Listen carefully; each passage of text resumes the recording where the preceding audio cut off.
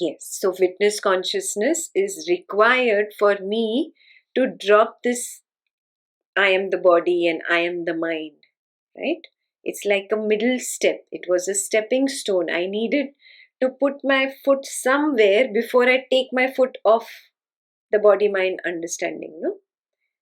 Otherwise, how will you take your feet off the boat? You'll say, no, give me another boat. First, let me put my one foot in the other boat, then I'll take my foot off this boat. Do you get it? So, witness consciousness is that boat, that middle stepping stone for me to drop this wrong understanding of I am the body, I am the mind. Now, I stay as the witness. I stay as the witness. Here is the real thing that begins. Yeah? I've truly recognized the only possibility for me is knowing. I can only know. I can only understand. I cannot do. I cannot act. I am not the thinker. I am not the doer. I'm not even experiencing all this. I'm only knowing that the body mind is experiencing something. I'm only knowing that the body mind is doing some action.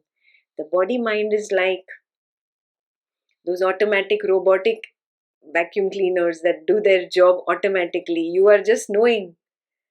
You're not even holding the vacuum anymore today, right? And the cleaning is happening. Like that, this body mind is an automatic robotic machine that automatically thinks, acts, does. I only know. This is very important. This recognition is important. When this recognition comes, then only you lift your leg off that boat. Na? Do you get it? Now you've lifted your leg off that boat. Now you just stay here. Now it happens naturally. Now let it happen naturally. Yes. You have to be courageous. Those who are still keeping one leg in that boat, you will have to work on divorcing that personality. I already gave you the tips. I already told you what is holding you in that boat.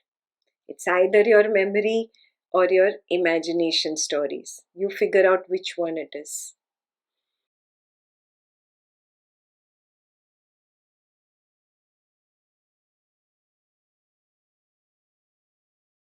Yeah, it'll happen. That's what I'm telling you. After that, after this, there's no doing. It's just being. When you just be, you will recognize, oh, I am the void.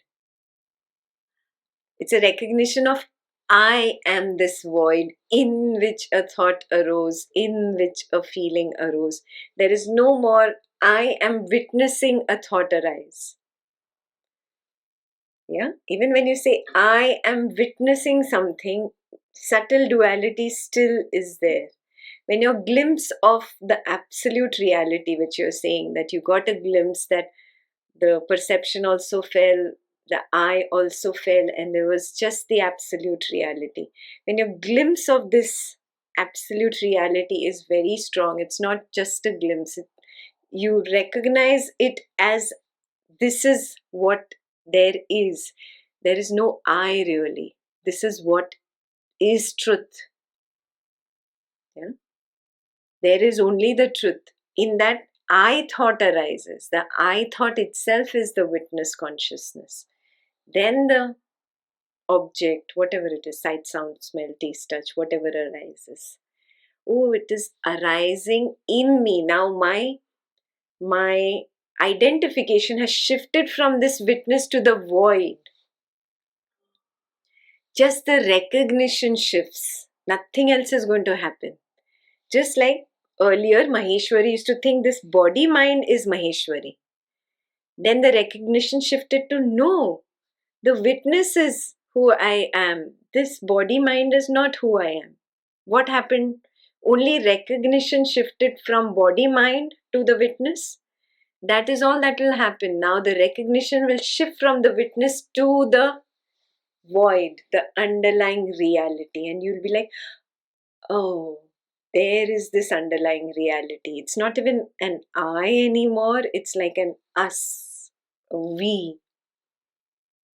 That is why they say there is the consciousness. Or when a teacher is teaching, they say, your nature is the pure consciousness. My nature is this void in which the I thought arises and the perception arises. Then it collapses. Then there is just the void, just the absolute reality. So only identification shifts from body, mind to witness, from witness to the reality. All I can be with my effort is be in the witness. Correct. After that, it's really Natural. not my doing. I cannot, it's not me. Correct. It's like an automatic thing. It will happen automatically, provided you remain as the witness. If you again jump in, like I told you, the story of the memory or the imagination, the moment there is a story in the mind, you have again got enchanted by the story. Now you're not the witness. So you're not really going to move from the witness to the void, to the absolute reality. Very, very clear. Your obstacle is somewhere here. Yeah. That's what I told you to work on, the obstacle. Which story is it that pulls me away? Which story? Only you know your story, right? Each one of us has to work on our personal story and identify what is it. It's either an imagination story or a memory story. There's nothing else. Yeah. Only between these two stories, and of course, sight, sound, smell, taste, touch are the categories of each. You see which one is it. What is it? What is it that pulls me away from the witnessing position back into the previous identification of the body and mind? Yeah, this jump has to stop. The forward jump has to stop. Just being as the witness has to become a steady kind of occurrence, and then the I will collapse, no? Then the next thing will happen. Yes, very clear? Thank you. Thank you, Didi.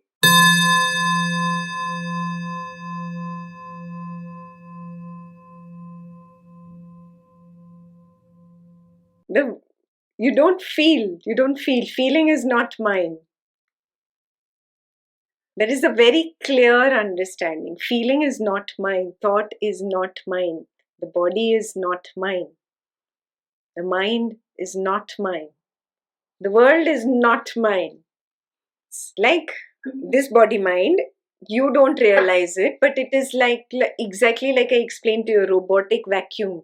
It automatically does what needs to be done. It automatically speaks. It's automatically answering Maheshwari right now. I am not answering. I am just sitting behind, noticing that this body mind is somehow answering something to Maheshwari. The words are coming out automatically. I'm just noticing that this is happening. It's happening and it's still not happening. It's frozen. Very nice word she used. And then your interactions, talking, doing, everything will just be automatic. Then nothing touches you. Then there is no dukkha in life. That is the way out of suffering. That is why it is called moksha. That is why it is called liberation. Because you get liberated from the identification with the body, mind, and the world. So then nothing, no loss in the body, mind, or the world affects me because it is not mine, it is not me only. That identification has taken off. I is just used for the sake of communication because that's the language that is understood. This is the clear understanding there is no I.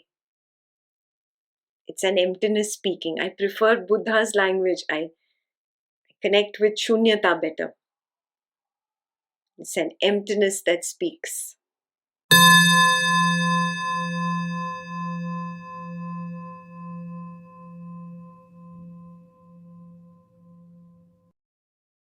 Silent sittings from now onwards. Just do silent sittings every now and then. Whenever you get 5-10 minutes, break from the kids, break from the family, break from your office work, lunchtime, you've taken a break from your office meetings also.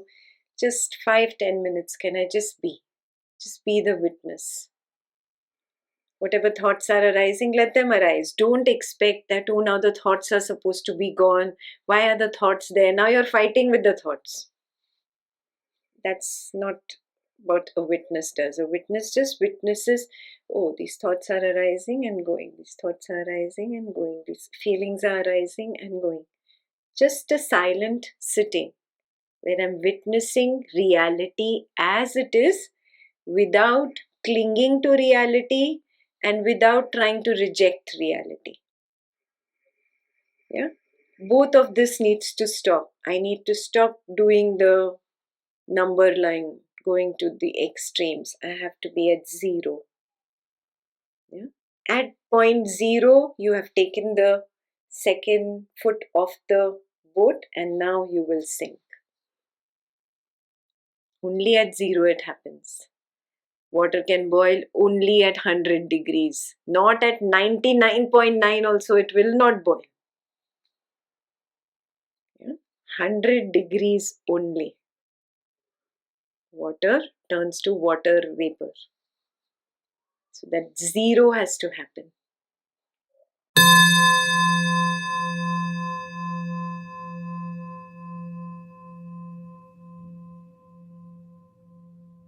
Whenever you recognize that you're shuttling, like he gave you an example, whatever it is, your career, your family, whichever your weak point is, you'll at a point you'll come, you'll say, oh, I'm just a witness of this. Why am I giving this so much importance? And suddenly you'll become one with it and say, no, this is important for my career or this is important for my relationship. It should happen this way only. And then again you find yourself, oh, I'm just the witness of this thought. It's just a thought. That's what he's talking about. Yeah? So that shuttling, it's happening because there is still an old, strong attachment to I am the body mind. And for I, the body mind, this career step or this relationship thing should happen and this should not happen. Are you seeing it? Again, take that step beyond and recognize, is it possible for me to really act, or do I only know that action is happening through the body mind? Again and again, verify in that situation. Oh, it's not possible for me to do anything else but to know what the body mind is involved in. So let me drop this struggle. Now I am struggling that the body and mind should become like a holy saint sitting on the Himalayas. I don't want this body mind to be Varenya, the ambitious guy he was. I want the body mind to change. Wrong idea. It is not going to change. Did I say that the body mind will change? The body mind is going to be the father, the mother, the son, the daughter, is going to be the ambitious one. Whatever it was, it is going to be. Nothing in your world is going to change. What has to change? The wrong recognition with the body mind as I has to snap, and you have to recognize I'm just the knower of what happens to the body mind. That's it. It is not in my hands. Yeah, so whether the career happens or not, the relationship happens this way or not in my hands. I only know. This is the only recognition that will pull you away.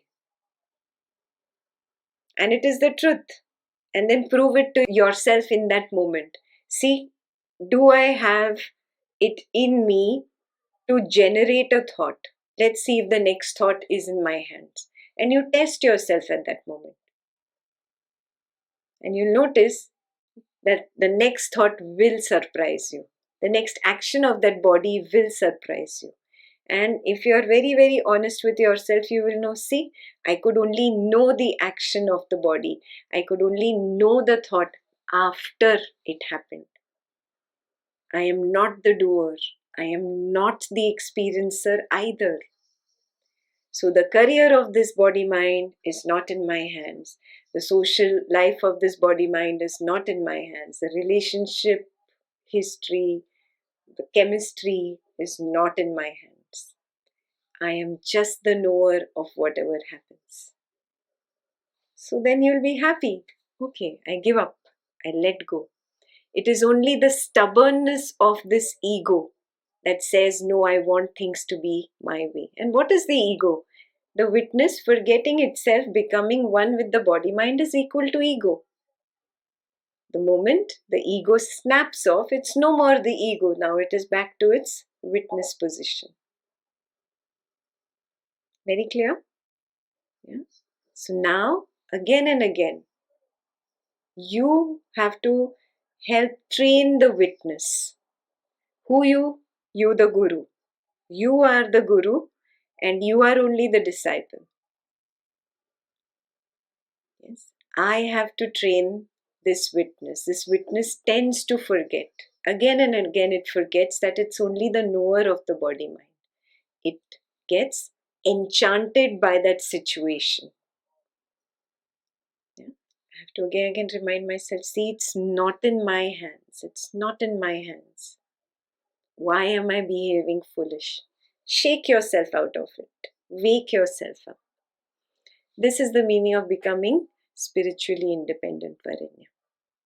Yeah, where you are the guru and you are training that little weak aspect in you to wake up, wake up, wake up now.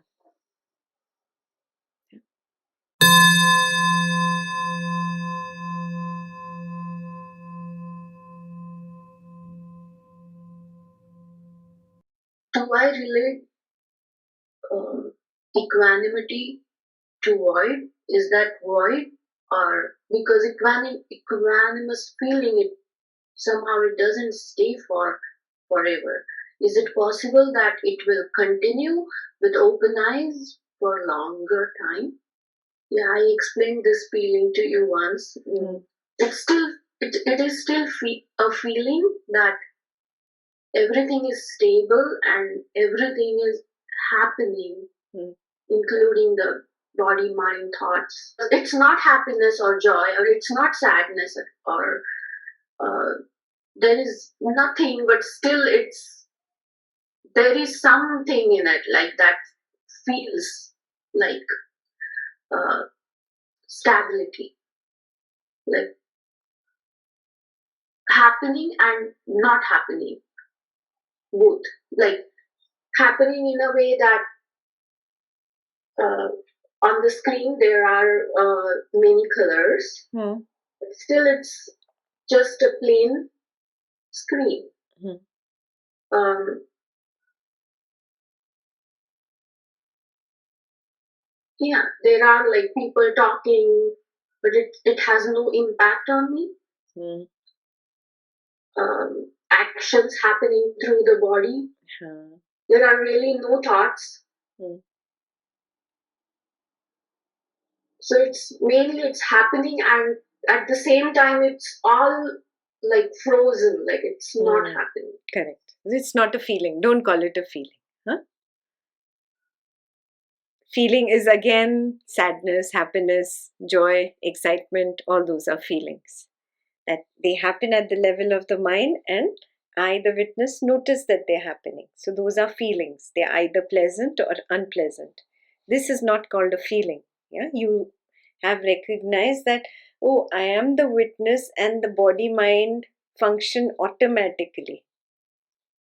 And they function automatically, and maybe you're getting a glimpse of the void where you said that everything is frozen. That is the way you feel in the void. I call it a silence, I call it a void, but these are also again my words. Yeah, you're calling it frozen. That's also another way to see it. Everything seems frozen. It's still happening, but I am untouched and I am not like the witness, a separate witness from it. I feel one with it and yet separate from it. Is that what you were describing? Yeah, yes. So yeah, this body also part of that happening. Correct.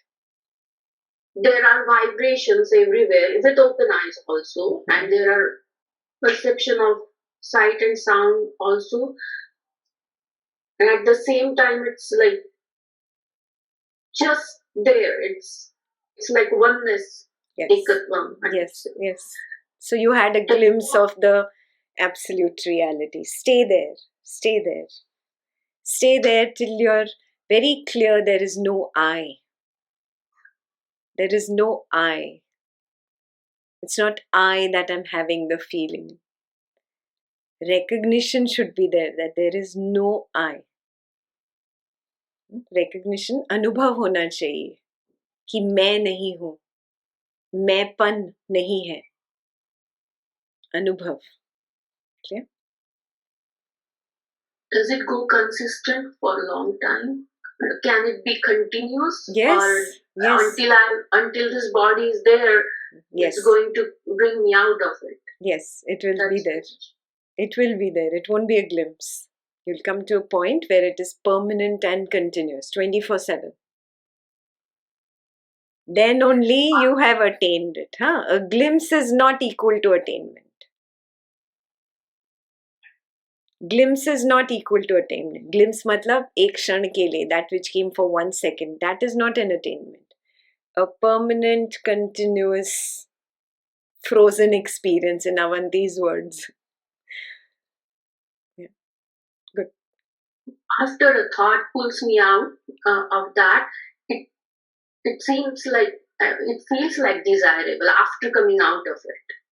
It goes days or hours, but then eventually I'm out of it. Yeah. So the thought, is it possible? I was thinking, because the thought pulls me out, and then I know that, so my reactions are improved. I'm like, I don't react as much. So that's what is changed. The code is changed. So say, no. Say, the body mind does not react so much. Instead of saying I, because now you know who the I is, right? So the body mind does not react so much. And continue. So I understand that the reactions are improved, but I see the thought after it comes. So is it possible that I see the thought when it is happening at the same time? Happening means created, generated. So when anything that pulls me out, I become aware of that after I'm out. Yeah, that's okay. That's okay. So now you just work on these few obstacles that are pulling you out. You recognize what was this obstacle, the thought or whatever perception of somebody in the house or thought because of somebody or something. What is it that is pulling me out? That's what this chapter is about. Recognizing that anatma that is pulling me out of Atma. It's not that it pulls something I different from Atma. I am Atma. It pulls me out of the recognition of Atma and I myself become an Atma.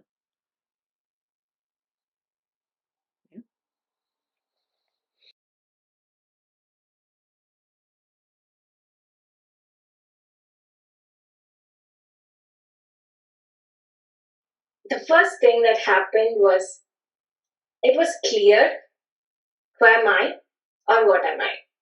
When it is very clear, after that, you get lost, you come back, you get lost, you come back. So that interest of neti process happens where something comes and you get attached and you'll be like, oh, this is not me. I am not that. Everything, it's like a moment to process. This is like a year-long process for Sindhu. It was like going on for a very long time. So first, initially, you get clear and you start doing this neti process. It's almost like a UAT. If you're in the IT, a bug comes every time. Oh, this is a bug. Okay, this is a bug. This is not me. This is not I. So that happens for a long, long time. It's okay. Then compassion happens. Like it's okay that you get lost, right? It's okay. There's no, because it's all in the mind. It should happen or it should not happen. So it's always like then compassion slowly happens, and then you feel very soft and nice to yourself, and to others as well. And after a long time, you slowly step back, and step back. And there comes a point where you identify, you know, when the ego comes. You know that when somebody is there, you're not there, and there is nobody, then you're already there. There's nothing more to do, right? So, and then you also know there's nothing to do, and you're not doing anything.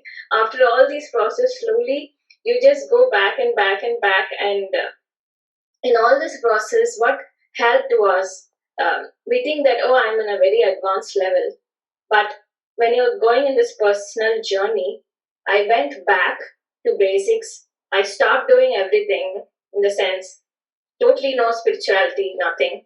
It's just like your own self learning. It's still happening, but it's your own self learning where you go to the basics. You have told us everything in the last so many years. It's all about the likes and dislikes. After you go back with all the basic normal things, there'll be certain big things, and that's when you have to see, this is my like, that is why it's coming, and this is my dislike, that is why it's coming. So you go to the basic root cause of the final few things, and then after that you feel like, if you have Buddha experience as well, I had that. So you feel that the silence is too loud at after a certain point of time, and you understand that you're not going to look for a world where there are no thoughts are going to be there, and then you be okay with that. And after a point, there was only a couple, for me at least, there was only one thing, and that's when I reached out to Didi. I'm talking to everybody else. I think I figured out this, but I don't know how to get out of it. And she texted me, I'm always there. So I talked to her, and she said, is this person, it's like somebody on the road where you forget, or is this person sitting in your head?